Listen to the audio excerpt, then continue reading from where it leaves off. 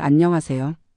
제가 지금 이렇게 한국에서 평범한 일상을 보내고 있다는 게 정말 감사하다는 생각이 드는 요즘입니다. 1년 전까지만 해도 저는 멕시코라는 먼 나라에서 꿈꿔왔던 은퇴 생활을 하고 있었거든요. 하지만 지금 돌이켜보니 그때의 저는 정말 무모했던 것 같아요. 67세인 제가 남편과 함께 겪었던 멕시코에서의 험난한 경험을 들려드리려고 해요. 저는 정미란이라고 하고요. 남편 박종수와 함께 35년간 교직 생활을 마치고 2023년 초에 은퇴를 했어요. 저는 중학교에서 국어를 가르쳤고 남편은 구청에서 공무원으로 일했죠. 딸 수정이는 간호사로 일하고 있고 두 손주가 있어서 평범하지만 행복한 가정이었어요. 그런데 은퇴하고 나서 문득 이런 생각이 들더라고요. 이제 남은 인생은 정말 우리만을 위해 살아보고 싶다고 말이에요. 젊은 시절부터 저희 부부는 늘 남을 위해 살았어요. 아이 키우고 부모님 모시고 학생들 가르치고. 물론 보람찬 일이었지만 가끔은 우리만의 시간이 그리웠거든요. 그래서 은퇴하면 해외에서 좀 색다른 생활을 해보자고 늘 이야기했었어요. 특히 따뜻한 곳에서 여유롭게 살면서 새로운 경험도 쌓고 싶었고요. 그러던 중에 우연히 인터넷에서 멕시코 은퇴촌에 대한 글을 보게 됐어요. 푸에르토 바야르타라는 도시에 한국인들이 모여 사는 은퇴촌이 있다는 거였어요. 태평양이 내려다 보이는 아름다운 풍경, 1년 내내 따뜻한 날씨, 그리고 무엇보다 한국의 3분의 1 정도 되는 저렴한 생활비. 정말 꿈만 같은 이야기였어요. 교직원 연금으로 월 280만 원, 남편 공무원 연금 320만 원이면 멕시코에서는 정말 여유롭게 살 수 있다고 했거든요. 특히 이미 그곳에서 살고 있는 한국인 부부들의 후기를 보니까 더욱 마음이 끌렸어요.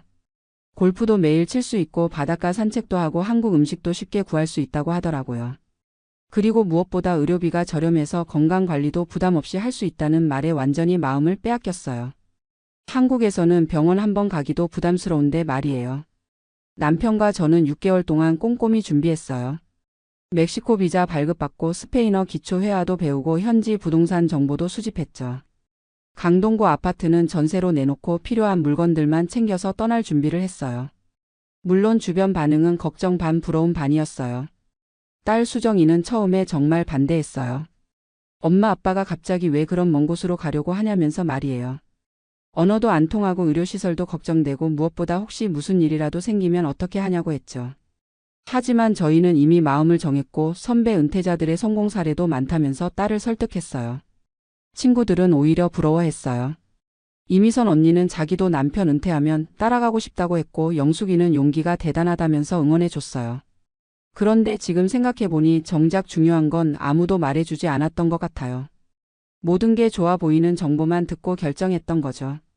2023년 4월 드디어 멕시코로 출발하는 날이 왔어요. 인천공항에서 작별 인사를 할 때 딸이 눈물을 글썽이더라고요. 그래도 저희는 새로운 모험에 대한 설렘으로 가득했어요. 경유 포함해서 거의 20시간을 날아가서 푸에르토 바야르타에 도착했을 때 정말 그림 같은 풍경이 펼쳐졌어요. 야자수가 늘어선 해변, 푸른 태평양, 그리고 따뜻한 햇살. 마치 여행 잡지에서나 봤던 풍경이 눈앞에 있었어요. 공항에서 나와 택시를 타고 미리 구해둔 콘도미니엄으로 향했는데 정말 기대했던 것 이상이었어요. 2베드룸짜리 아파트인데 바다가 내려다 보이고 월 렌트비도 1,200달러 정도로 한국 돈으로 150만 원 정도였어요. 첫 한 달은 정말 천국 같았어요. 매일 아침 일찍 일어나서 해변 산책을 하고 현지 시장에서 신선한 과일도 사고 멕시코 전통 음식도 맛보고. 무엇보다 물가가 정말 저렴해서 외식을 매일 해도 부담이 없었어요. 레스토랑에서 푸짐하게 먹어도 두 사람이 15달러면 충분했거든요. 그리고 무엇보다 좋았던 건 먼저 정착한 한국인 분들과의 만남이었어요. 김영철, 박순자 부부는 저희보다 2년 먼저 와서 정착한 분들이었는데 정말 많은 도움을 줬어요. 어느 병원이 좋은지, 어느 마트에서 한국 식품을 구할 수 있는지, 스페인어로 기본적인 의사소통은 어떻게 하는지 알려주셨죠. 이분들 이야기를 들어보니 정말 괜찮은 곳 같았어요.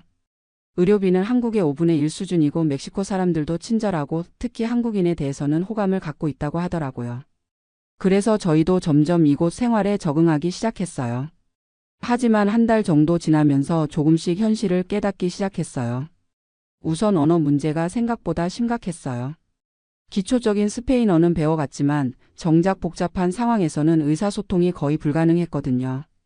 은행 업무를 보려고 갔는데 직원이 빠르게 스페인어로 설명하는 걸 전혀 알아들을 수 없어서 한참을 헤맸어요. 그리고 의료 시스템도 생각과 달랐어요. 남편이 갑자기 배가 아파서 병원에 갔는데 의사와 제대로 된 소통이 안 되니까 정확한 진단을 받기가 어려웠어요. 다행히 한국인 분이 통역을 도와주셔서 해결됐지만 응급 상황이었다면 정말 큰일 날 뻔했죠. 그때 처음으로 해외 생활의 한계를 느꼈어요. 더 큰 문제는 치안이었어요. 처음엔 관광지라서 안전하다고 생각했는데 현실은 달랐어요. 어느 날 저녁 산책을 하고 집으로 돌아오는데 같은 단지에 사는 멕시코 노부부 집에 강도가 들었다는 소식을 들었어요. 밤에 집에 침입해서 돈과 귀중품을 훔쳐갔다는 거였어요. 처음엔 운이 나빠서 그런 일이 생긴 줄 알았어요. 하지만 김영철 씨 부부에게 물어보니 이런 일이 한두 번이 아니라고 하더라고요. 특히 외국인들이 사는 지역은 현지인들이 돈이 많다고 생각해서 자주 노려본다고 했어요. 그러면서 밤에는 절대 혼자 나다니지 말고 집에도 항상 조심해야 한다고 조언해 주셨어요. 그때부터 조금씩 불안감이 생기기 시작했어요. 밤에 집에 있을 때마다 작은 소리에도 깜짝깜짝 놀라게 되고 외출할 때도 항상 주변을 살피게 됐죠. 특히 한국인이라는 게 금세 티가 나니까 더 조심해야 한다는 생각이 들었어요. 그러던 어느 날 정말 무서운 일이 벌어졌어요. 같은 아파트에 사는 한국인 부부인 조명호 이수님 씨가 집에서 강도를 만난 거예요. 새벽 3시쯤에 발코니 유리창을 깨고 들어온 강도 2명이 돈을 내놓으라고 협박했다는 거였어요. 다행히 큰 부상은 없었지만 현금과 귀중품을 모두 털렸고 무엇보다 정신적 충격이 컸어요. 그 이야기를 들었을 때 정말 온몸에 소름이 돋았어요. 우리 집이랑 한층 차이밖에 안 나는 곳에서 벌어진 일이었거든요. 조명호 씨는 경찰에 신고했지만 경찰들이 와서 간단히 조서만 받고 그냥 가더라고 하더라고요. 범인을 잡겠다는 의지도 별로 없어 보였고 오히려 외국인들이 돈을 많이 갖고 다니니까 조심하라는 식으로 이야기했다고 해요. 그날 밤부터 정말 잠을 잘 수가 없었어요. 남편과 저는 번갈아가며 잠을 자면서 서로를 지켰어요. 작은 소리에도 깜짝 놀라서 일어나고 바람에 흔들리는 나무 소리도 누군가 침입하는 소리 같아서 무서웠어요. 이런 게 우리가 꿈꿔왔던 평화로운 은퇴 생활인가 싶어서 정말 절망스러웠죠. 더 큰 문제는 경제적인 부분이었어요. 처음에 알아본 정보와 달리 실제 생활비는 계속 늘어갔어요. 환율 변동도 있었고 현지 물가도 관광객들 때문에 계속 오르고 있었거든요. 특히 안전한 지역에서 살려면 집값도 비싸고 보안시설이 좋은 곳은 관리비도 만만치 않았어요.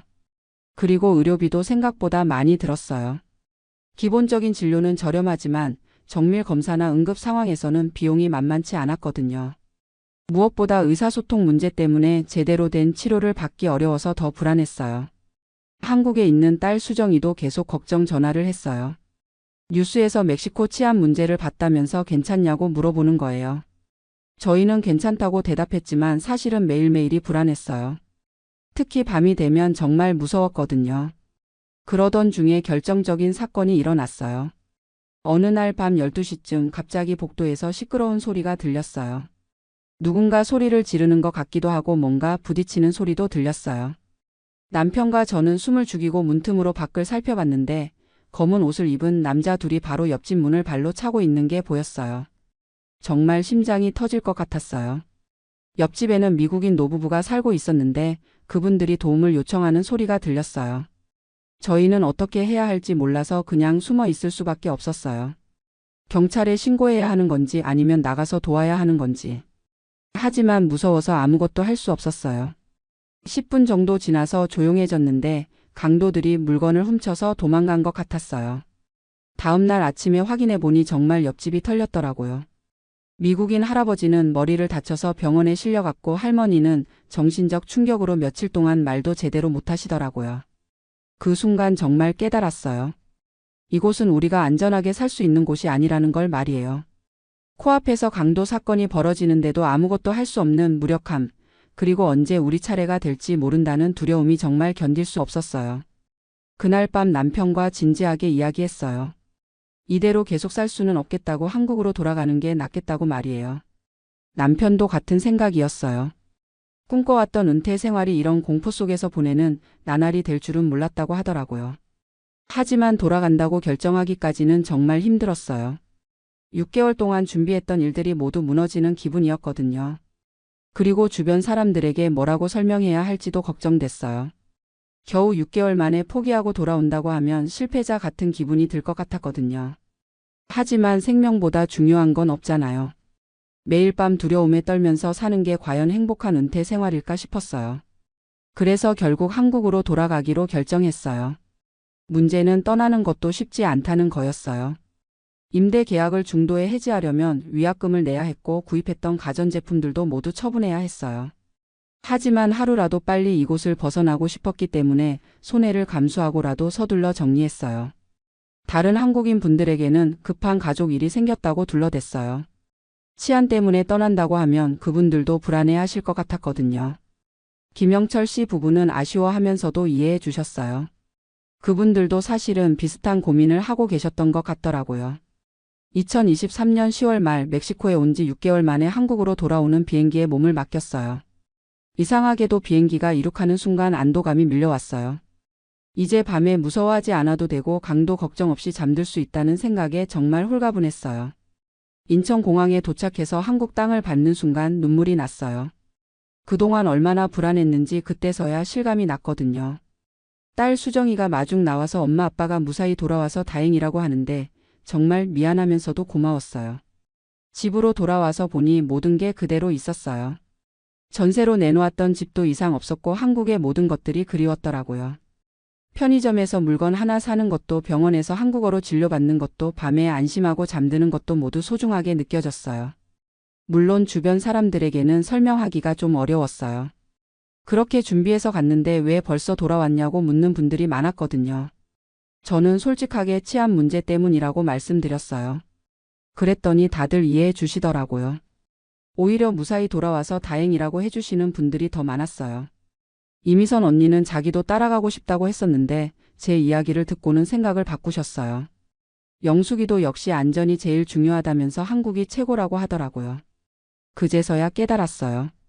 해외 은퇴 생활의 로맨틱한 면만 보고 현실적인 위험성은 제대로 고려하지 못했다는 걸 말이에요. 지금 돌이켜보면 저희가 너무 성급했던 것 같아요. 충분한 현지 답사도 없이 인터넷 정보만 믿고 결정했던 게 가장 큰 실수였어요. 특히 치안 문제는 실제로 살아봐야 알 수 있는 부분인데 그런 것까지 고려하지 못했죠. 그리고 언어 문제도 생각보다 심각했어요. 기초 회화 정도로는 응급 상황이나 복잡한 일을 처리하기가 어려웠거든요. 특히 의료진과 제대로 소통할 수 없다는 건 정말 큰 문제였어요. 무엇보다 안전에 대한 인식이 부족했어요. 한국에서 살 때는 밤에 혼자 다녀도 별로 무섭지 않았는데 멕시코에서는 낮에도 항상 조심해야 했거든요. 이런 스트레스를 매일 받으면서 사는 게 과연 행복한 노후인가 싶었어요. 한국으로 돌아온 지 1년이 지난 지금 정말 다행이라는 생각이 들어요.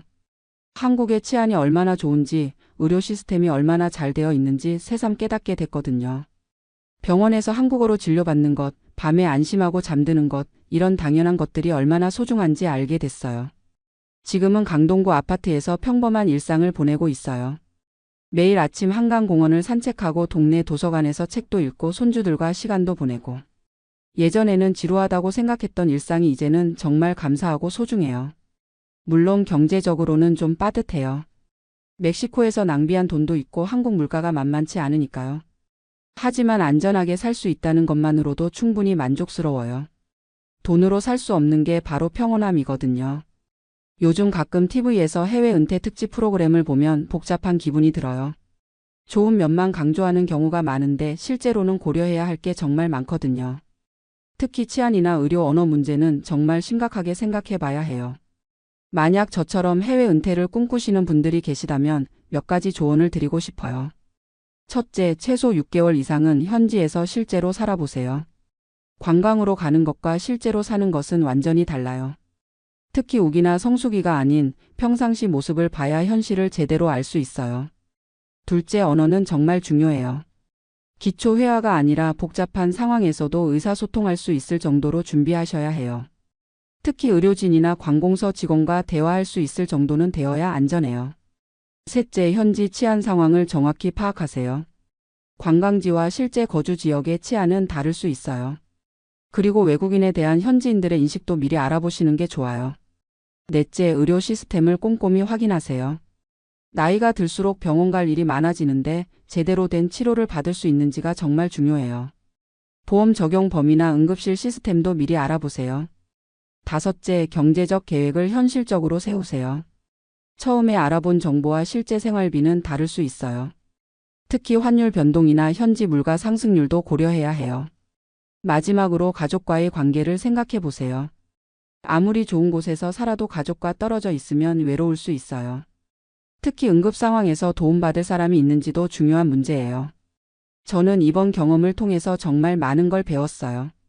무엇보다 안전의 소중함을 깨달았고 한국이라는 나라가 얼마나 살기 좋은 곳인지 알게 됐어요.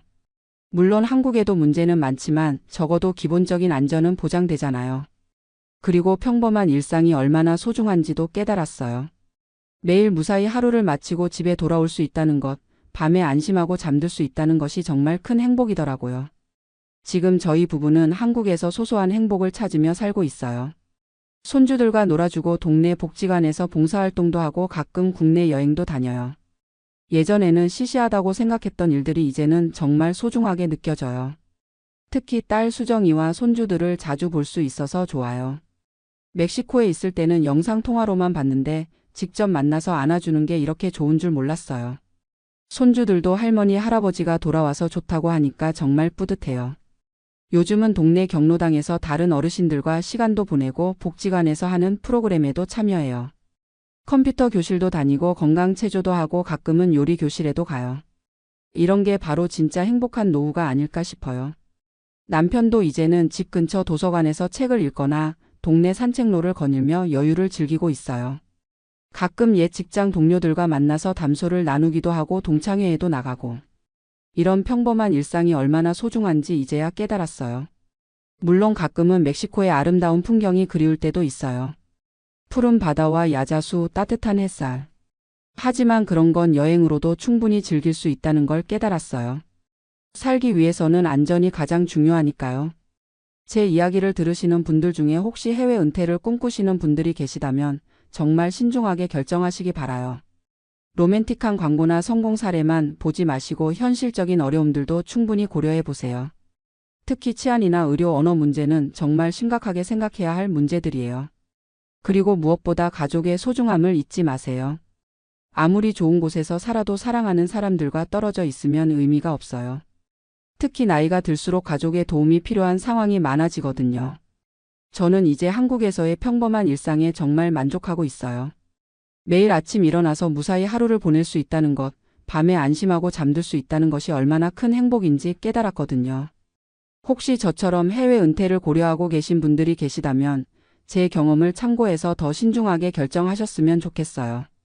꿈을 포기하라는 게 아니라 현실을 제대로 파악하고 준비하시라는 뜻이에요. 안전하고 건강한 노후 그리고 가족과 함께하는 평범한 행복. 이것들이 진짜 소중한 가치라는 걸 이번 경험을 통해 깨달았어요. 여러분도 무리하지 마시고 현재 갖고 계신 것들의 소중함을 다시 한번 생각해 보시기 바랍니다. 안녕하세요. 저는 올해 67세가 된 김종수라고 합니다. 오늘 여러분들께 제가 작년에 저질렀던 큰 실수에 대해서 이야기해 보려고 해요. 혹시 저와 비슷한 상황에 계신 분들이 같은 실수를 반복하지 않으셨으면 하는 마음에서 말이죠. 결론부터 말씀드리면 저는 텍사스에 소득세가 없다는 이유만으로 성급하게 이주를 결정했다가 오히려 더 큰 경제적 부담을 떠안게 되었습니다. 지금 돌이켜보니 정말 어리석었던 결정이었어요. 표면적인 혜택만 보고 충분한 조사 없이 인생에 큰 결정을 내린 게 후회가 됩니다. 35년 동안 캘리포니아 오렌지 카운티에서 살면서 그곳이 제 인생의 터전이었는데요. 한국에서 20대 후반에 이민 와서 대기업 미국 지사에서 35년간 성실하게 일했습니다. 아내 영희와 함께 아들 하나 키우면서 평범하지만 행복한 삶을 살았어요. 오렌지 카운티는 한인들이 많이 살아서 불편함이 없었습니다. 한인 마트도 가까이 있고 한국어로 진료받을 수 있는 병원도 있고 교회도 있고요. 무엇보다 30년 넘게 다닌 최 선생님이라는 한인 의사가 계셔서 건강관리에 신경 쓸 필요가 없었어요. 당뇨가 조금 있긴 했지만 잘 관리되고 있었거든요. 그런데 2년 전에 은퇴를 하고 나니까 갑자기 경제적인 불안감이 몰려왔습니다. 회사에서 받던 월급이 끊어지고 401k와 소셜 시큐리티만으로 생활해야 하니까요. 아직 집에 모기지도 조금 남아 있었고 캘리포니아 생활비가 만만치 않다는 생각이 들더라고요. 그러던 중에 교회에서 만난 박서방이라는 분이 텍사스로 이주했다는 소식을 들었습니다. 그분 말로는 텍사스에는 소득세가 없어서 세금 부담이 훨씬 적다는 거예요. 김영님, 캘리포니아 소득세가 13%나 되는데 텍사스는 0%예요. 연금 받을 때 세금 안 내잖아요. 이 말을 듣고 나니까 갑자기 눈이 번쩍 뜨이더라고요. 당시 저희 부부가 받는 소셜 시큐리티와 연금을 합치면 연간 6만 달러 정도 되었거든요. 캘리포니아에서는 여기에 소득세를 내야 하는데 텍사스에서는 한 푼도 안 낸다니까 정말 매력적으로 들렸어요. 그때 제가 계산기를 두드려 보니까 연간 몇천 달러는 절약할 수 있을 것 같았습니다. 박서방이 보내준 텍사스 플레이노 지역 정보를 보니까 집값도 캘리포니아보다 저렴하고 한인들도 어느 정도 살고 있다고 하더라고요. 형님, 저희는 여기 와서 정말 잘 살고 있어요. 돈도 절약되고 스트레스도 덜하고요. 이런 말들을 듣고 있으니까 점점 마음이 기울었습니다. 아내 영희는 처음에 반대했어요. 여보, 우리가 35년 동안 살던 곳을 떠나는 게 맞을까요? 친구들도 다 여기 있고 병원도 다 여기 있는데요. 영희가 맞는 말을 했는데도 저는 그때 경제적인 것만 생각하고 있었어요. 캘리포니아에 살고 있는 아들 민호도 걱정했습니다. 아버지, 성급하게 결정하지 마세요. 텍사스가 정말 더 저렴한지 제대로 알아보고 가야죠. 민호가 인터넷으로 여러 자료를 찾아서 보여줬는데도 저는 제대로 듣지 않았어요. 지금 생각해보니 정말 고집스러웠던 것 같습니다. 교회에서 만난 다른 어르신들도 대부분 신중하게 생각해보라고 하셨어요. 종수 형님, 이주하는 건 간단한 문제가 아니에요. 의료비나 다른 비용들도 다 알아보셔야죠. 하지만 저는 그때 박서방의 말만 믿고 있었고 소득세 없다는 것에만 매료되어 있었습니다. 2023년 봄에 드디어 이주를 결심했습니다. 캘리포니아 집을 팔기 시작했는데 다행히 시세가 좋아서 85만 달러에 팔렸어요. 35년 전에 25만 달러에 산 집이었으니까 꽤 이익을 봤죠. 이 돈으로 텍사스에서는 더 큰 집을 살 수 있을 것 같았습니다. 캘리포니아를 떠날 때는 정말 아쉬웠어요. 오랫동안 다니던 최 선생님께 인사드리러 갔는데 선생님이 걱정스러운 표정으로 말씀하시더라고요. 종수 씨, 당뇨 관리 꾸준히 하셔야 해요. 새로운 곳에서 의사 찾는 것도 쉽지 않을 텐데요. 그때는 별거 아니라고 생각했는데 지금 보니 정말 소중한 조언이었습니다. 텍사스 플레이노에 도착해서 처음 몇 개월은 정말 좋았어요. 85만 달러로 산 집이 캘리포니아보다 훨씬 크고 새로웠거든요. 마당도 넓고 차고도 2대 들어가고 이웃들도 친절했습니다. 역시 이주 잘했구나 하는 생각이 들었어요. 그런데 가을쯤 되니까 하나씩 문제가 보이기 시작했습니다. 먼저 재산세 고지서가 나왔는데 금액을 보고 깜짝 놀랐어요. 연간 1만 5천 달러가 나온 거예요. 캘리포니아에서는 7천 달러 정도 냈었는데 2배가 넘더라고요. 알고 보니 텍사스는 소득세가 없는 대신 재산세가 전국에서 가장 높은 주 중 하나였습니다. 평균 2.2% 정도 되는데 캘리포니아는 0.74%였거든요. 박서방이 이런 얘기는 안 해줬어요. 아니면 제가 제대로 듣지 않았을 수도 있고요. 더 큰 충격은 의료비였습니다.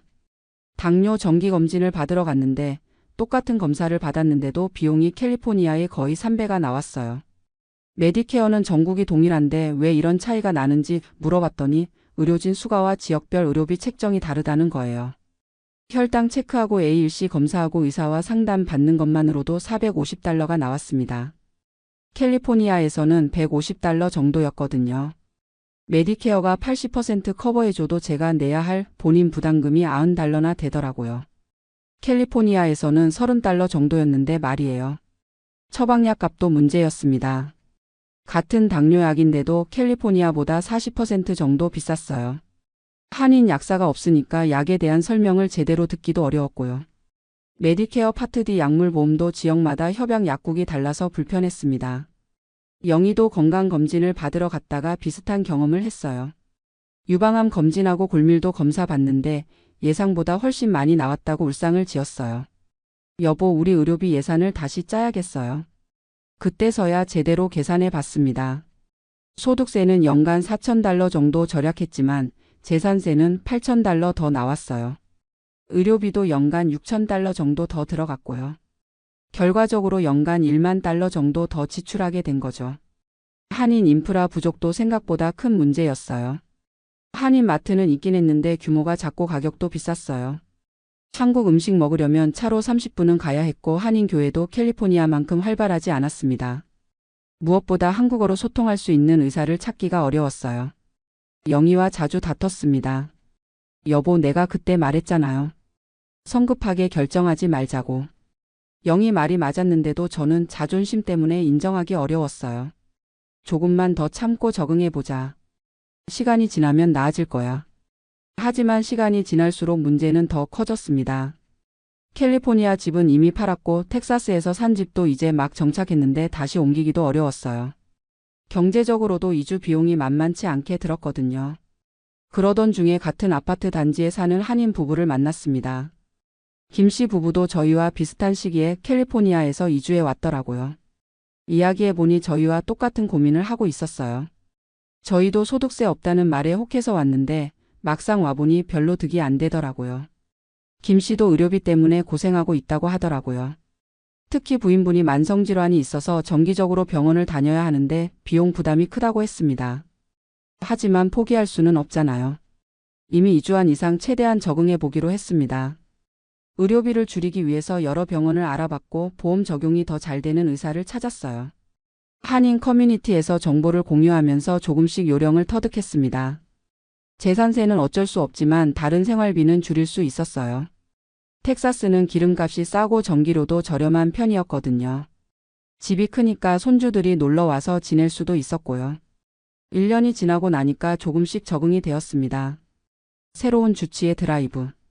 스미스도 괜찮은 분이었고 영어로 소통하는 것도 점점 나아졌어요. 교회에서 만난 새로운 친구들도 생겼고 영희도 여성 모임에 참여하면서 스트레스를 덜 받게 되었습니다. 지금은 현실을 받아들이고 여기서 최선을 다해 살고 있어요. 돌이킬 수는 없으니까 앞으로라도 잘 살아야죠.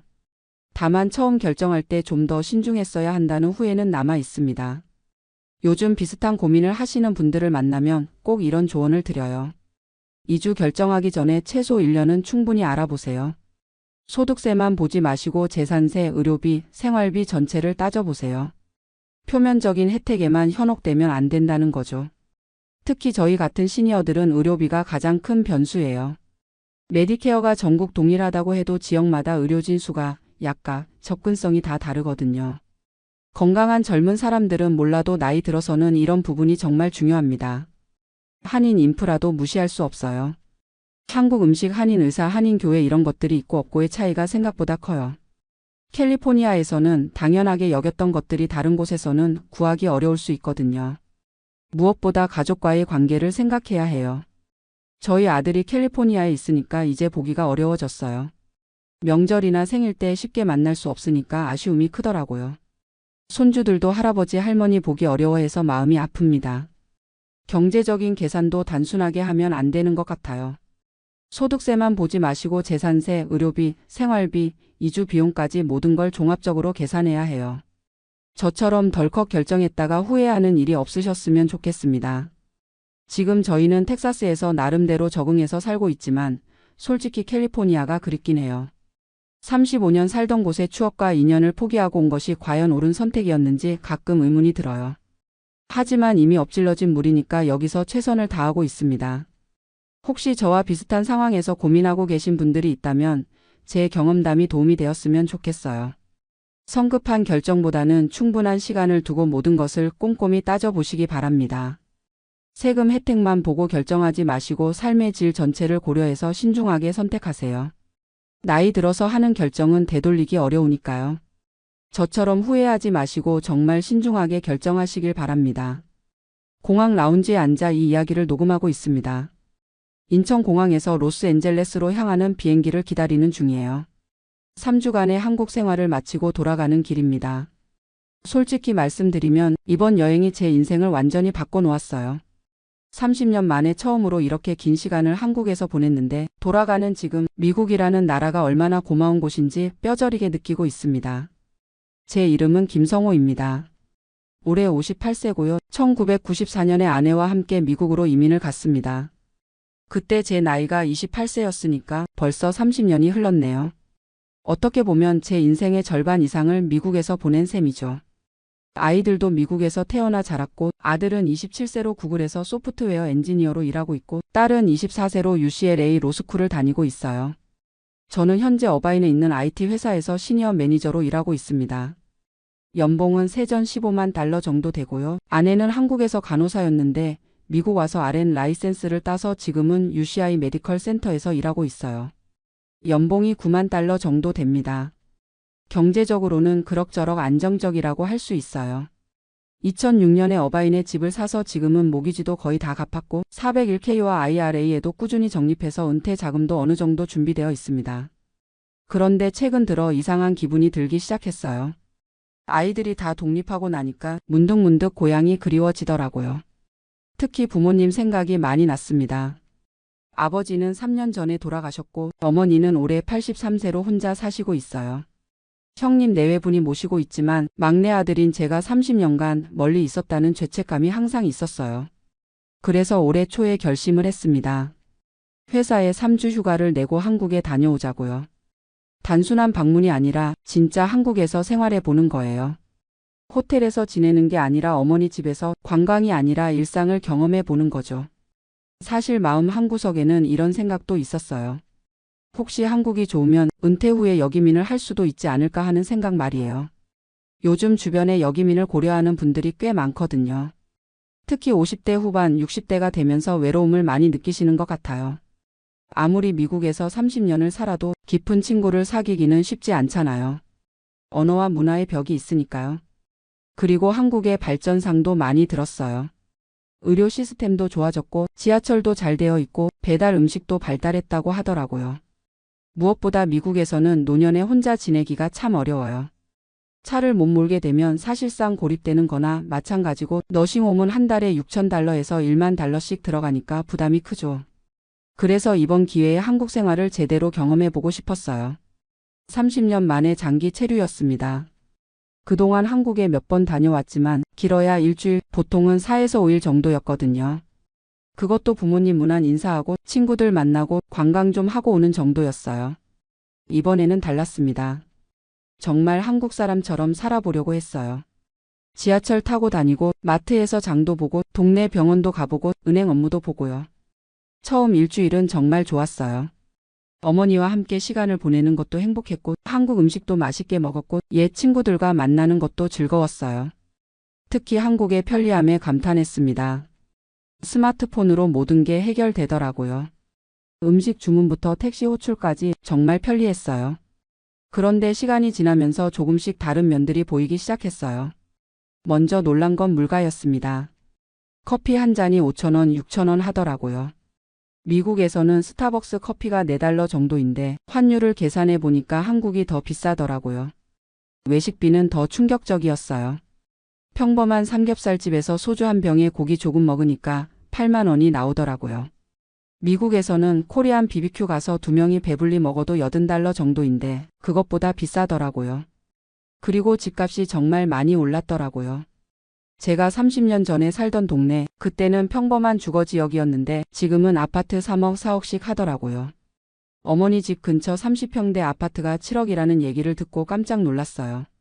어바인에 있는 저희 집이 4베드룸에 3,000 스퀘어피트인데 지금 시세가 150만 달러 정도거든요. 한국 돈으로 20억 정도죠. 그런데 면적으로 따지면 한국 아파트가 훨씬 작은데 가격은 비슷하더라고요. 의료 시스템도 생각과 달랐어요. 물론 국민건강보험이 있어서 기본적인 진료비는 저렴하지만 좋은 병원에서 제대로 진료받으려면 결국 돈이 많이 들더라고요. 저희 어머니가 무릎이 아파서 정형외과에 갔는데 MRI 찍고 진료받는데 시간이 너무 오래 걸리더라고요. 예약 잡는 것부터 일주일, 실제 검사 받는 것까지 또 일주일. 미국에서는 저희가 PPO 보험이 있어서 필요하면 바로 스페셜러스트 예약 잡고 검사 받을 수 있거든요. 물론 비용은 더 들지만 시간은 훨씬 빠르죠. 가장 힘들었던 건 사람들과의 관계였어요. 30년 만에 만난 친구들과는 처음에는 반가웠지만 시간이 지나면서 할 얘기가 없어지더라고요. 저는 30년간 미국에서 살면서 미국 얘기밖에 할 게 없는데 친구들은 한국 정치 얘기, 한국 경제 얘기, 한국 사회 얘기만 하더라고요. 서로 다른 세상에서 살아온 느낌이었어요. 그리고 한국 사회의 빠른 변화를 따라가기가 힘들더라고요. 카카오페이, 네이버페이 같은 것도 어르신들은 잘 모르시고 키오스크로 주문하는 것도 헷갈리고요. 미국에서는 제가 회사에서 시니어 매니저로 인정받고 있는데 한국에서는 영어도 섞어서 말하면 사람들이 이상하게 보더라고요. 30년간 영어로 생각하고 영어로 일해왔는데 한국어로만 말하려니까 표현이 부족하더라고요. 그리고 무엇보다 외로웠어요. 어머니와 형님 가족 외에는 정말 가까운 사람이 없더라고요. 30년 전 친구들과는 이미 너무 멀어져 있었고 새로운 사람들과 친해지기에는 시간이 부족했어요. 두 번째 주가 지나면서 문득 이런 생각이 들었어요. 내가 정말 이곳에서 살 수 있을까? 미국에서는 매주 토요일마다 골프를 치는 친구들이 있어요. 한국계 미국인들이지만 30년간 함께 해온 소중한 친구들이에요. 함께 아이들 키우는 걸 지켜봤고 서로의 어려움도 나눠왔고 은퇴 계획도 함께 세우고 있거든요. 미국에서는 저희 부부가 함께 할 수 있는 활동들이 많아요. 하이킹도 하고 와이너리 투어도 하고 아이들과 함께 디즈니랜드도 가고요. 무엇보다 미국에서는 나이가 들어도 존중받는 느낌이에요. 회사에서도 경험을 인정해주고 사회적으로도 시니어들을 배려하는 문화가 있잖아요. 한국에서 3주째가 되자 진짜 힘들어지기 시작했어요. 매일매일이 낯설고 어색했어요. 아침에 눈 뜨면 오늘 뭘 하지? 하는 생각밖에 안 들더라고요. 미국에서는 매일 일정이 있어요. 회사에 가서 일도 하고 점심시간에는 동료들과 대화도 하고 퇴근 후에는 운동도 하고 주말에는 친구들과 만나고요. 그런데 한국에서는 그런 루틴이 없으니까 하루하루가 너무 길더라고요. 그리고 결정적인 순간이 왔어요. 3주차 어느 날 어머니가 갑자기 아프셔서 응급실에 가게 되었어요. 다행히 큰 일은 아니었지만 그때 제가 얼마나 무력한지 깨달았어요. 한국의 의료 시스템을 잘 모르니까 어떤 병원이 좋은지, 어떤 의사가 실력이 있는지, 보험 처리는 어떻게 하는지 아무것도 모르겠더라고요. 결국 형님이 모든 걸 처리해 주셨어요. 그때 느꼈어요. 아, 나는 이미 한국 사람이 아니구나. 미국에서는 모든 걸 스스로 처리할 수 있어요. 의료보험도 잘 알고 좋은 병원도 알고 응급 상황에도 어떻게 대처해야 하는지 다 알거든요. 그날 밤에 잠을 못 이뤘어요. 30년 동안 무엇을 위해 살아왔는지 내 정체성이 뭔지 정말 많은 생각이 들었어요. 그리고 깨달았어요. 저는 이미 한국계 미국인이구나. 한국인도 아니고 미국인도 아닌 한국계 미국인이구나. 한국에 대한 향수와 그리움은 있지만 실제로 살기에는 너무 많은 것들이 달라져 있었어요. 제가 기억하는 한국과 지금의 한국은 완전히 다른 나라였어요. 마지막 주에는 어바인에 있는 집이 그리웠어요. 저희 집 뒷마당에서 바비큐 하는 것도 그립고 주말에 친구들과 골프 치는 것도 그립고 코스트코에서 대용량으로 장 보는 것도 그리웠어요. 아이들 생각도 많이 났어요. 아들은 매주 일요일에 저희 집에 와서 함께 저녁을 먹거든요. 딸도 한 달에 한두 번은 집에 와서 아내와 쇼핑도 하고 그래요. 그런 일상들이 얼마나 소중한지 모르고 있었어요. 그래서 한국에서의 마지막 날 어머니께 솔직하게 말씀드렸어요. 어머니 죄송해요. 제가 여기 와서 살기는 어려울 것 같아요. 대신 1년에 2번은 꼭 한국에 와서 어머니 뵙겠어요. 그리고 어머니가 원하시면 미국에 오셔서 몇 달씩 지내셔도 돼요. 어머니도 이해해 주셨어요. 내가 30년 동안 그곳에서 뿌리를 내렸는데 이제 와서 뽑고 오라고 할 수는 없지. 내 가족들도 다 거기 있는데. 지금 인천공항에서 이 얘기를 하고 있는데 마음이 정말 복잡해요. 한편으로는 어머니를 두고 가는 것에 대한 죄책감이 있고 다른 한편으로는 미국으로 돌아간다는 것에 대한 안도감도 있어요. 이번 경험을 통해서 확실히 깨달은 게 있어요. 이민이라는 건 단순히 장소를 바꾸는 게 아니구나. 인생 자체를 바꾸는 거구나. 30년 전에 미국에 올 때는 단순히 더 나은 기회를 찾아서 왔어요. 그때는 임시로 몇 년 있다가 돌아갈 수도 있다고 생각했어요. 하지만 시간이 흐르면서 미국이 제 삶의 터전이 되었어요. 아이들도 미국에서 태어나고 자랐고 저희 부부도 미국 사회에 적응하면서 살아왔어요. 물론 힘든 시기도 많았어요. 처음 몇 년은 영어 때문에 고생도 많이 했고 문화적 차이 때문에 어려움도 있었어요. 특히 아이들 교육 문제로 고민도 많이 했고요. 하지만 지금 돌이켜보면 미국이 저희 가족에게 정말 많은 기회를 주었어요. 제가 IT 분야에서 경력을 쌓을 수 있었던 것도 아이들이 좋은 교육을 받을 수 있었던 것도 다 미국이라는 나라 덕분이에요. 특히 아이들을 보면서 느껴요. 저희 아들은 구글에서 일하면서 정말 자랑스럽게 살고 있어요. 한국에서였으면 이런 기회를 가질 수 있었을까요? 딸도 로스쿨에서 공부하면서 자신의 꿈을 펼쳐나가고 있어요. 미국의 가장 큰 장점은 기회의 땅이라는 점이에요. 실력만 있으면 누구든지 성공할 수 있는 곳이죠. 물론 경쟁은 치열하지만 공정한 경쟁이라는 느낌이 들어요. 그리고 다양성을 인정하는 문화도 좋아요. 저희처럼 이민자 가족도 차별받지 않고 살 수 있거든요. 물론 완전히 차별이 없다는 건 아니지만 적어도 법적으로는 모든 사람이 평등하게 대우받아요. 이번 한국 방문을 통해서 미국 생활의 소중함을 새삼 깨달았어요. 당연하게 생각했던 것들이 얼마나 감사한 일인지 알게 되었어요. 예를 들어 미국에서는 주차 공간이 넉넉해요. 어디를 가든 주차할 곳이 있고 대부분 무료거든요. 그런데 한국에서는 주차가 정말 어려웠어요. 어머니 집 근처에 차 댈 곳을 찾는 것부터 스트레스였어요. 미국에서는 집들이 넓고 프라이버시도 보장되어요. 이웃들과 적당한 거리를 유지하면서 살 수 있어요. 그런데 한국에서는 아파트가 너무 붙어 있어서 답답하더라고요. 무엇보다 미국에서는 나이가 들어도 자립해서 살 수 있는 시스템이 잘 되어 있어요. 시니어 센터도 있고 메디케어도 있고 소셜 시큐리티도 받을 수 있고요. 저희는 은퇴하면 소셜 시큐리티로 월 $4,000 정도 받을 수 있을 것 같아요. 집도 다 갚았으니까 그 돈으로도 충분히 살 수 있어요. 401k에 모아둔 돈까지 있으니까 경제적으로는 큰 걱정이 없어요. 한국에서 은퇴 생활을 한다면 국민연금을 받을 수 없으니까 결국 저축한 돈으로만 살아야 하는데 물가가 이렇게 오른 상황에서는 쉽지 않을 것 같아요. 그리고 미국에서는 취미 활동을 할 수 있는 여건이 좋아요. 골프장도 많고 하이킹 코스도 많고 시니어들을 위한 프로그램도 다양하게 있어요. 캘리포니아의 날씨도 정말 좋거든요. 1년 내내 온화하고 습도도 낮고 야외 활동하기에 최적이에요. 이런 것들을 당연하게 생각하고 있었는데 한국에서 3주 살아보니까 얼마나 좋은 환경인지 알게 되었어요. 물론 한국도 좋은 점이 많아요. 음식은 정말 맛있고 대중교통도 편리하고 의료 시스템도 나름 괜찮고요. 하지만 제게는 미국이 더 맞는 것 같아요. 30년 동안 그곳에서 살면서 완전히 적응했거든요. 이제 비행기에 탑승 시간이 다가오네요. 12시간 후면 LAX에 도착할 예정이에요. 아이들이 마중 나온다고 했어요. 벌써부터 가슴이 뛰어요. 저희 집 현관문을 열고 들어가는 순간을 상상해 보니까 정말 설레어요. 아, 내가 집에 왔구나 하는 느낌이 들 것 같아요. 이번 경험을 통해서 확실히 깨달았어요. 고향은 태어난 곳이 아니라 사랑하는 사람들과 함께 살아가는 곳이구나. 집은 건물이 아니라 마음이 편한 곳이구나.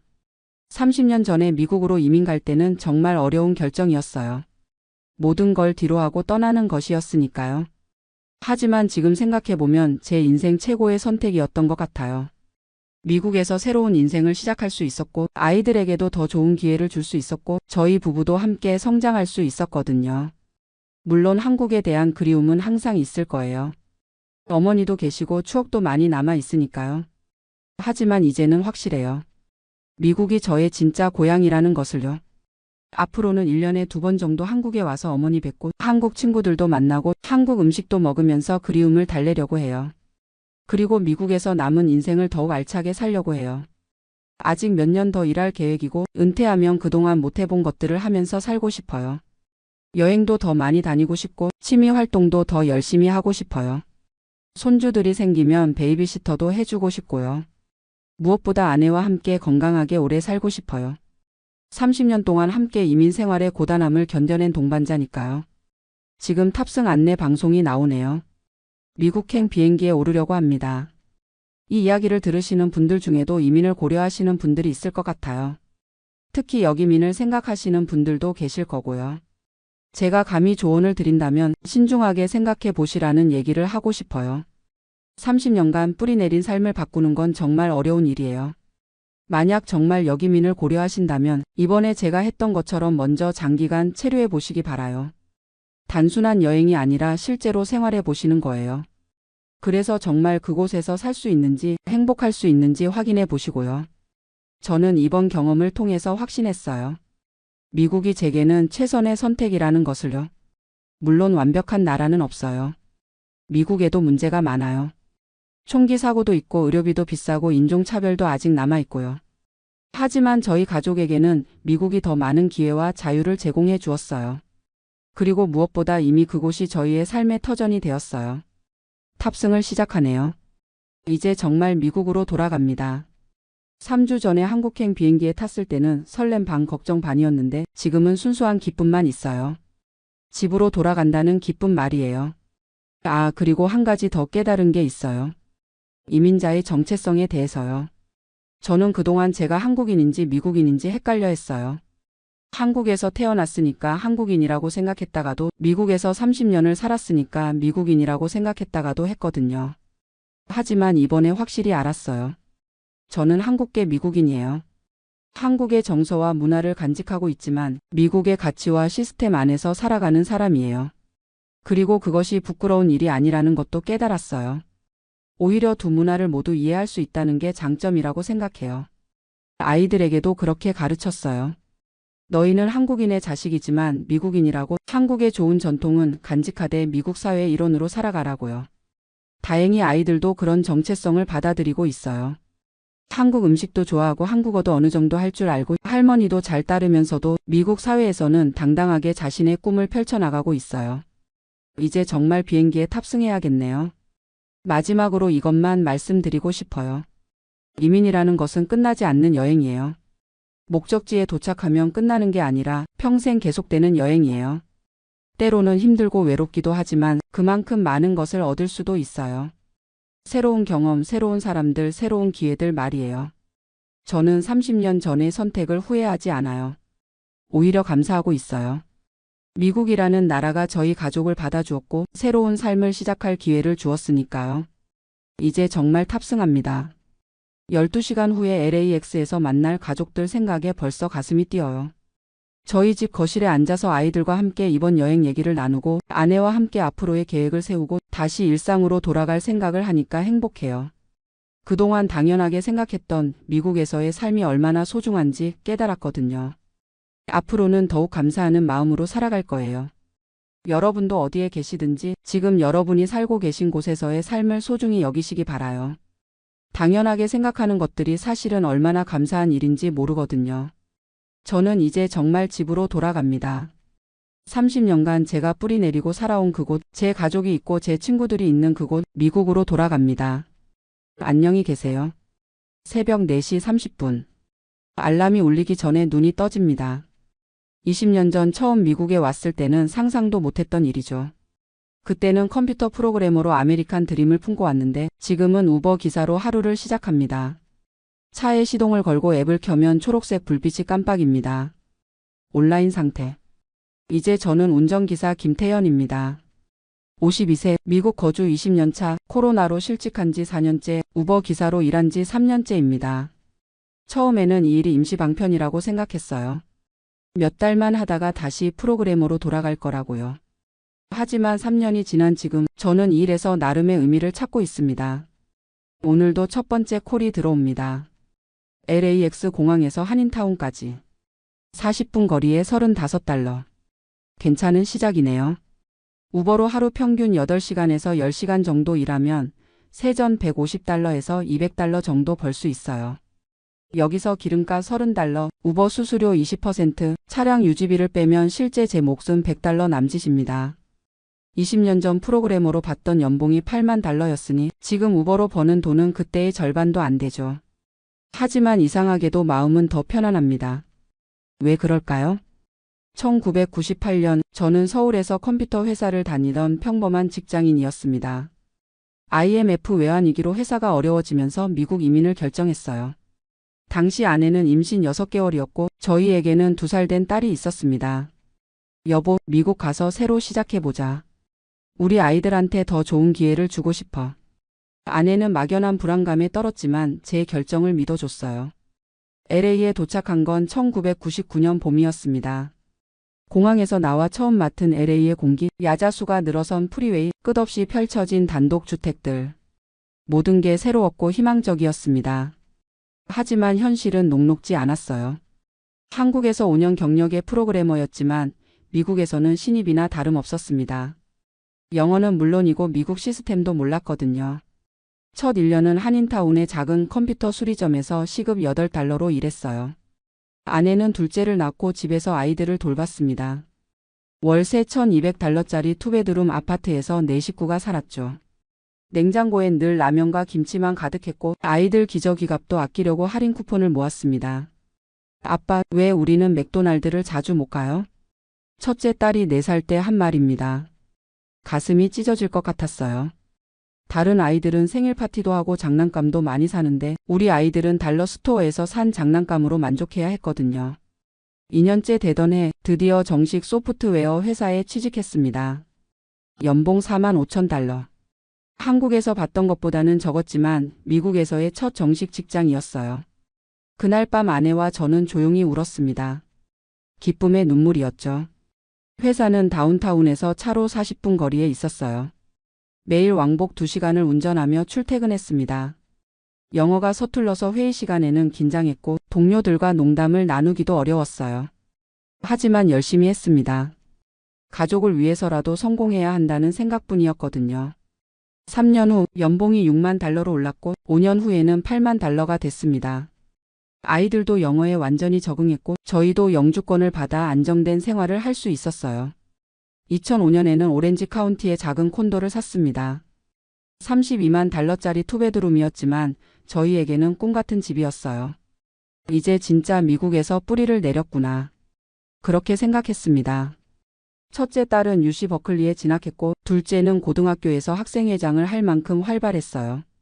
저는 프로그래머에서 시니어 개발자가 됐고 아내는 ESL 수업을 마치고 회계 일을 시작했습니다. 2010년경 집값이 45만 달러까지 올랐어요.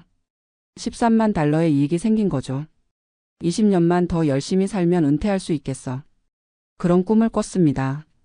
하지만 2008년 금융위기를 겪으면서 회사는 구조조정을 시작했어요. 다행히 저는 살아남았지만 동료 절반이 해고됐습니다. 그때부터 조금씩 불안감이 생겼어요. 언젠가 나도 잘릴 수 있구나. 2015년 첫 번째 위기가 왔습니다. 회사가 젊은 프로그래머들을 선호하기 시작한 거예요. 새로운 프로그래밍 언어와 기술이 계속 나오는데 46세가 된 저에게는 따라가기가 점점 어려워졌습니다. 김, 우리가 새로운 방향으로 가려고 하는데 당신은 어떻게 생각해? 매니저의 말은 돌려서 했지만 의미는 분명했어요. 새로운 기술을 배우든지 아니면 나가든지. 저는 밤마다 온라인 강의를 들었습니다. 파이썬, 자바스크립트, 클라우드 컴퓨팅. 20대 신입들이 쉽게 배우는 것들이 50을 앞둔 저에게는 산 같았어요. 2018년 두 번째 위기. 회사가 인도 개발팀과 협업을 시작하면서 미국 개발자들을 줄이기 시작했어요. 제 연봉으로 인도 개발자 3명을 고용할 수 있다는 게 이유였습니다. 그래도 버텼어요. 아직 아이들 대학 등록금이 남아 있었고 집 모기지도 10년이 더 남아 있었거든요. 49세에 새로 시작한다는 건 상상할 수 없었습니다. 2019년 말 회사 분위기가 이상했어요. 경영진이 자주 회의를 했고 새로운 프로젝트는 시작되지 않았습니다. 동료들은 슬슬 이력서를 보내기 시작했어요. 그리고 2020년 3월 13일 금요일 오후 3시. 그날을 평생 잊을 수 없을 겁니다. 김, 잠깐 사무실로 와봐. 매니저의 목소리가 평소와 달랐어요. 사무실에는 HR 담당자도 앉아 있었습니다. 미안해, 김. 코로나 때문에 회사 상황이 어려워져서. 21년간 다닌 회사였습니다. 한국 나이로 51세, 미국 거주 21년 차에 받은 해고 통지서. 언제까지 일할 수 있나요? 오늘이 마지막이야. 다음 주부터는 출입카드도 작동하지 않을 거야. 책상을 정리하는데 손이 떨렸어요. 20년 넘게 쌓아온 것들을 박스에 담으면서 제 인생도 함께 박스에 들어가는 것 같았습니다. 집에 와서 아내에게 말하기까지 3시간이 걸렸어요. 여보, 회사에서. 말을 시작하자마자 목이 메었습니다. 아내는 아무 말 없이 저를 안아줬어요. 괜찮아. 우리 다시 시작할 수 있어. 하지만 마음은 괜찮지 않았습니다. 51세에 새로 시작한다는 게 쉬운 일이 아니거든요. 실업수당은 주당 450달러였습니다. 월 1,800달러. 모기지 2,300달러, 각종 보험료 800달러, 유틸리티 300달러만 해도 월 3,400달러인데 실업수당으로는 절반도 안 됐어요. 저축한 돈으로 1년은 버틸 수 있어.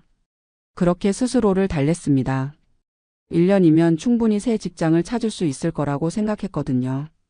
하지만 코로나로 세상이 바뀌었어요. 모든 회사가 채용을 중단했고 기존 직원들도 해고하는 상황이었습니다.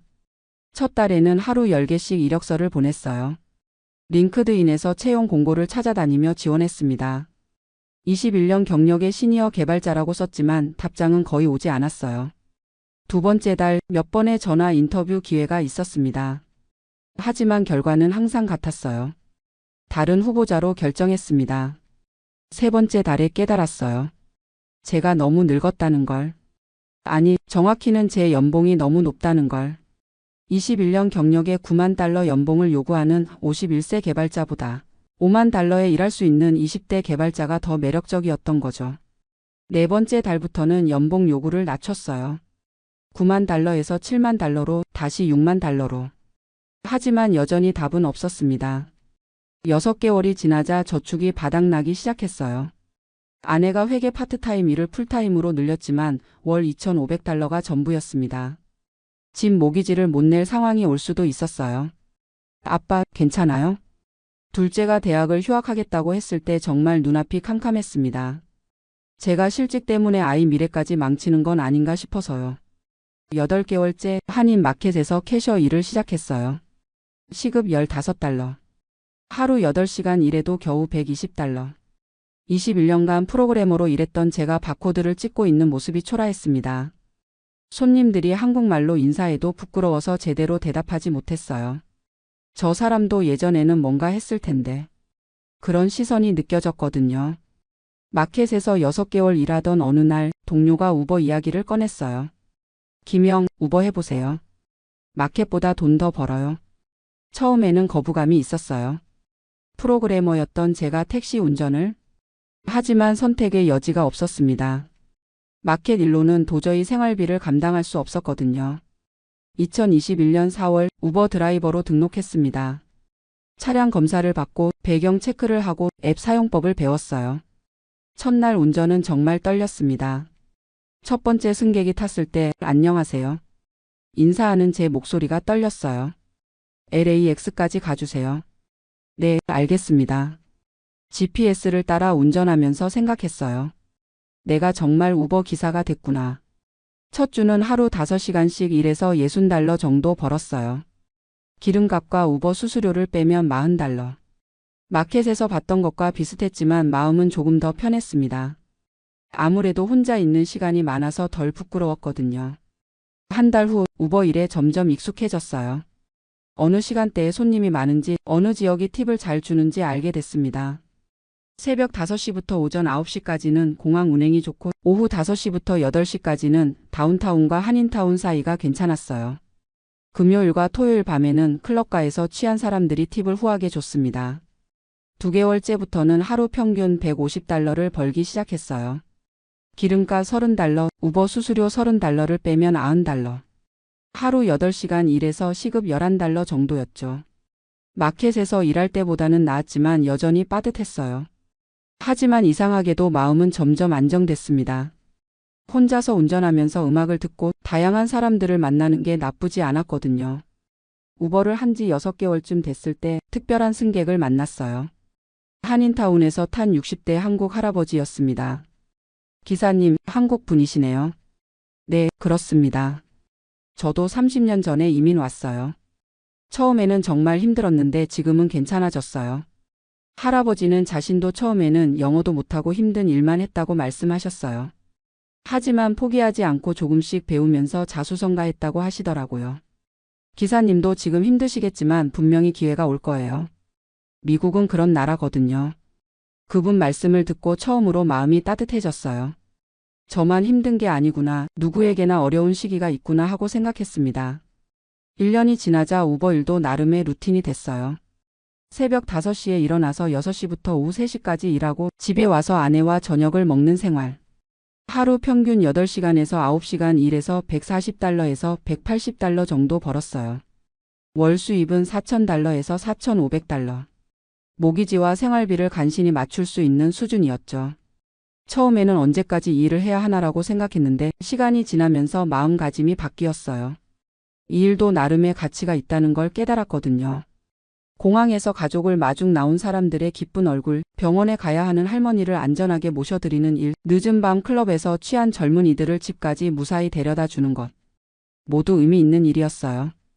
특히 한국 분들을 모실 때는 더 신경 썼습니다. 한국말로 대화를 나누고 길을 잘 아니까 더 빠른 길로 안내해드리고 간혹 한인타운 맛집도 추천해드렸어요. 기사님 덕분에 편안하게 왔네요. 팁 더 드릴게요. 그런 말씀을 들을 때마다 가슴이 뿌듯했습니다. 2년째 되던 해 특별한 일이 있었어요. 베벌리 힐스에서 LAX까지 가는 손님이었는데 60대 백인 남성이었습니다. 차에 타자마자 전화를 받더니 큰 소리로 화를 내는 거예요. What the hell is WRONgram with you people? 정말 화가 많이 나 있는 것 같았어요. 처음에는 저도 긴장했는데 전화를 끊고 나니 갑자기 조용해지더라고요. 죄송합니다, 기사님. 오늘 정말 최악의 하루였어요. 알고 보니 그분도 코로나 때문에 회사를 잃은 사업가였어요. 30년 동안 키운 레스토랑 체인이 망했다고 하시더라고요. 저도 비슷한 경험이 있어요. 저는 제 이야기를 간단히 말씀드렸어요. 21년간 프로그래머로 일하다가 코로나로 실직하고 지금 우버를 한다고요. You know what? Life is unpredictable. But still 5g HTINgram. 그분과 40분 동안 대화를 나누면서 깨달았어요. 힘든 건 저만이 아니라는 걸. 그리고 포기하지 않고 계속 살아가는 것 자체가 용기라는 걸. 공항에 도착했을 때 그분이 $50 팁을 주시더라고요. Thank you for LISTNINgram. A&D 그램 오디럭 위드 EVRYTHINgram. 그날 밤 아내에게 그 이야기를 했어요. 여보, 오늘 깨달았어. 우버 기사도 나쁘지 않은 일이야. 사람들을 도우는 일이거든. 아내가 웃으면서 말했어요. 당신이 그렇게 생각한다면 나도 좋아. 당신이 행복하면 나도 행복해. 3년째인 지금 저는 우버 일에 완전히 적응했어요. 단골 손님들도 생겼고 같은 우버 기사들과 정보도 공유합니다. 김영, 오늘 LAX 줄 길어요. 다운타운 쪽이 나을 것 같아요. 그런 정보를 주고받으면서 서로 도와가며 일해요. 수입도 안정됐습니다. 요즘은 월 평균 $4,800 정도 벌어요. 프로그래머 시절보다는 적지만 생활하는 데는 충분합니다. 더 중요한 건 마음의 평화예요. 프로그래머로 일할 때는 항상 새로운 기술을 배워야 한다는 압박감이 있었어요. 나이가 들면서 따라가기 힘들어지는 것도 스트레스였고요. 하지만 우버는 다릅니다. 안전하게 운전하고 친절하게 서비스하면 되거든요. 나이나 학력, 경력이 중요하지 않아요. 오히려 경험이 많을수록 더 좋은 서비스를 할 수 있어요. 아이들도 처음에는 걱정했지만 지금은 이해해 줍니다. 첫째 딸은 작년에 대학을 졸업하고 직장을 구했어요. 둘째도 대학 마지막 해를 보내고 있고요. 아빠가 열심히 일하는 모습 보면서 많이 배웠어요. 어떤 일이든 최선을 다하면 된다는 걸. 딸의 그 말을 듣고 정말 눈물이 났어요. 제가 부끄럽게 생각했던 일을 딸은 자랑스럽게 생각하고 있었던 거예요. 요즘은 새로운 꿈도 생겼어요. 몇 년 더 우버를 하면서 돈을 모아서 작은 식당을 차리고 싶어요. 한식당이요. 김치찌개, 불고기, 비빔밥 같은 한국 음식을 파는 곳이요. 우버를 하면서 만난 손님들 중에 한국 음식을 좋아하는 분들이 정말 많았거든요. Where can I find gram 오디 코리안 푸드? 그런 질문을 자주 받았어요. 한인타운에도 좋은 식당이 많지만 가격이 좀 비싸고 일반 미국인들이 가기에는 부담스러운 곳이 많아요. 저는 좀 더 캐주얼하고 접근하기 쉬운 한식당을 만들고 싶어요. 아내도 요리를 잘하거든요. 특히 김치찌개는 정말 맛있어요. 제가 때때로 점심으로 도시락을 싸가는데 다른 우버 기사들이 냄새 맡고 부러워할 정도예요. 김영, 김치찌개 냄새 나는데 어디서 샀어요? 우리 집사람이 만들었어요. 와, 부럽다. 나도 한국 음식 배우고 싶어. 그런 반응을 보면서 확신이 생겼어요. 분명히 수요가 있을 거라고요. 지금까지 3년 동안 모은 돈이 $80,000 정도 돼요. 식당을 차리려면 최소 $150,000는 있어야 하니까 좀 더 모아야겠지만 목표가 생기니까 일하는 재미도 있어요. 여보, 5년 후에는 우리 식당에서 일하고 있을 거야. 아내에게 그렇게 말하면 아내도 웃으면서 고개를 끄덕여요. 사실 처음에는 51세의 인생이 끝난 줄 알았어요. 21년 경력의 프로그래머가 하루아침에 실업자가 됐을 때 정말 절망적이었거든요. 하지만 지금 생각해보면 그 실직이 오히려 새로운 기회였던 것 같아요.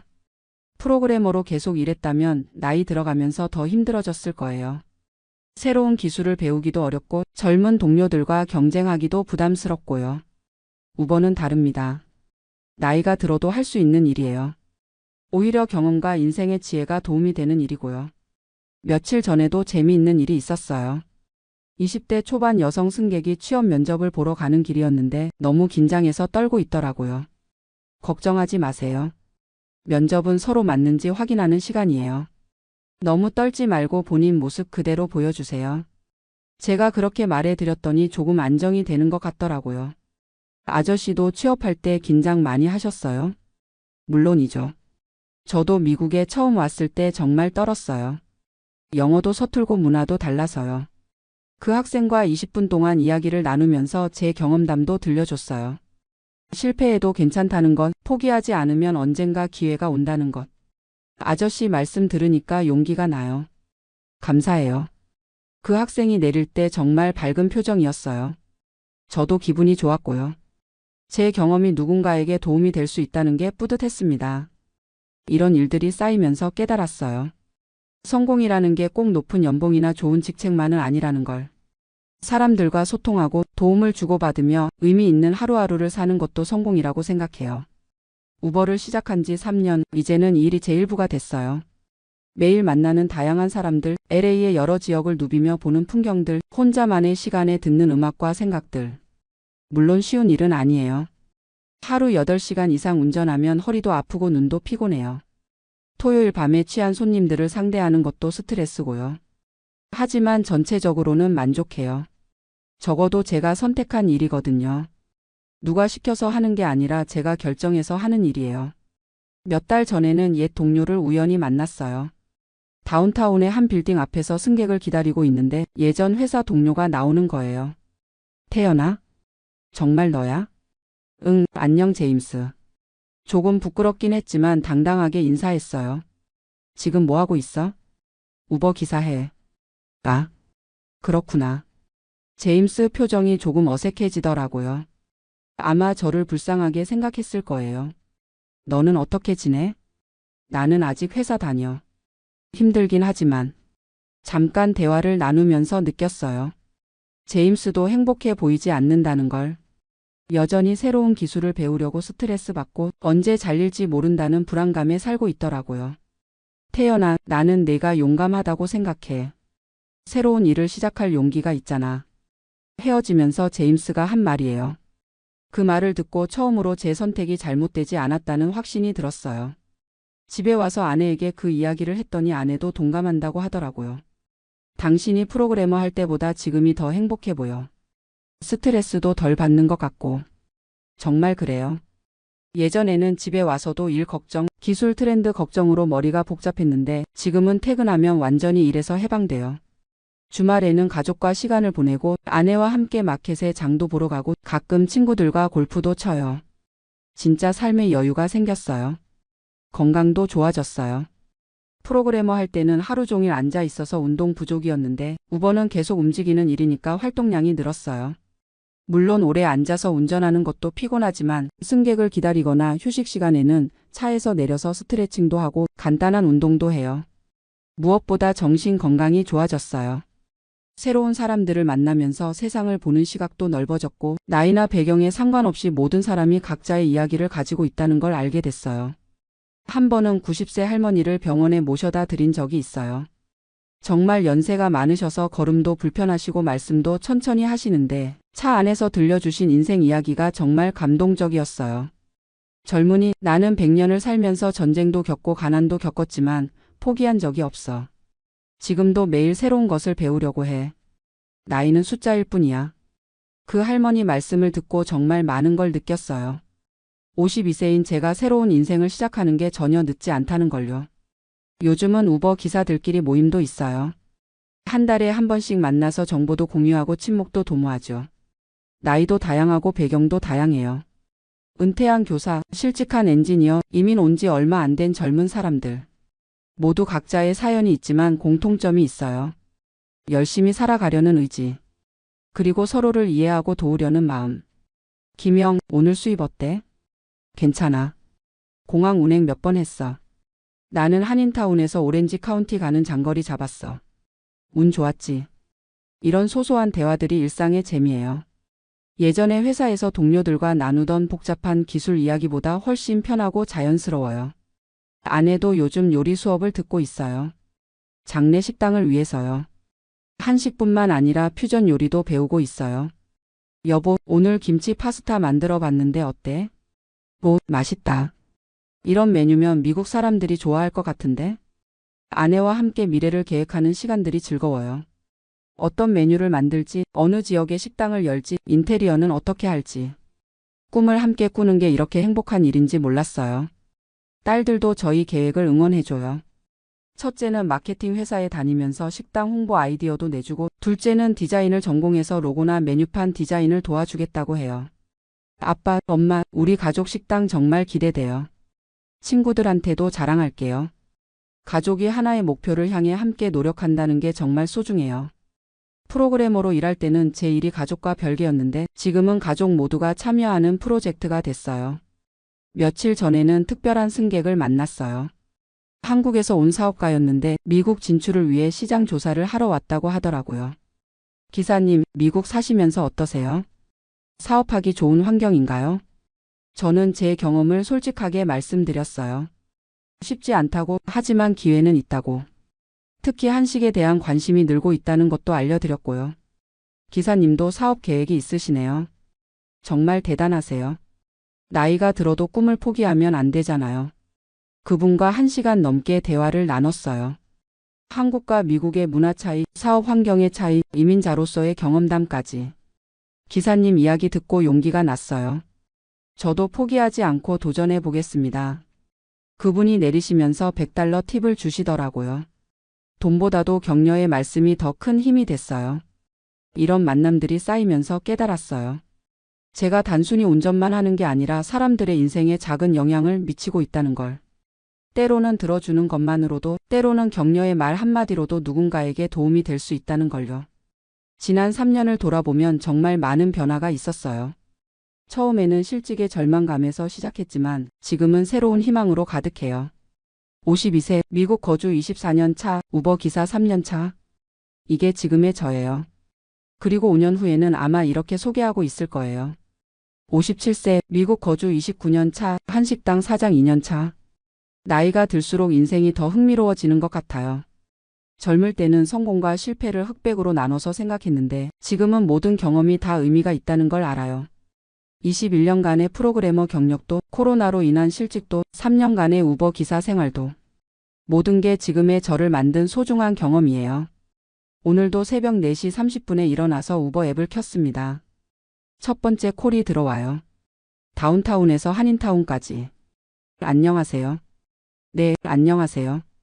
차를 출발시키면서 생각해요. 오늘도 새로운 만남이 있을 거라고. 오늘도 누군가에게 작은 도움이 될 수 있을 거라고. 그리고 언젠가는 제 식당에서 손님들을 맞이하고 있을 거라고. 아내가 만든 김치찌개를 내오면서 말할 거예요. 어서 오세요. 저희 식당에 오신 걸 환영합니다. 그날까지 저는 계속 달릴 거예요. LA의 도로 위를, 제 인생의 도로 위를. 멈추지 않고, 포기하지 않고. 왜냐하면 저는 이제 알거든요. 인생에서 정말 중요한 건 어떤 일을 하느냐가 아니라 어떤 마음으로 사느냐라는 걸. 그리고 52세에 새로 시작하는 것도 전혀 늦지 않다는 걸. 미국에 온 지 24년, 아직도 배우고 성장하고 있는 김태현입니다. 우버 기사이자 미래의 식당 사장이자 두 딸의 아버지이자 아내의 든든한 동반자입니다. 오늘도 안전 운전으로 하루를 시작해 보겠습니다.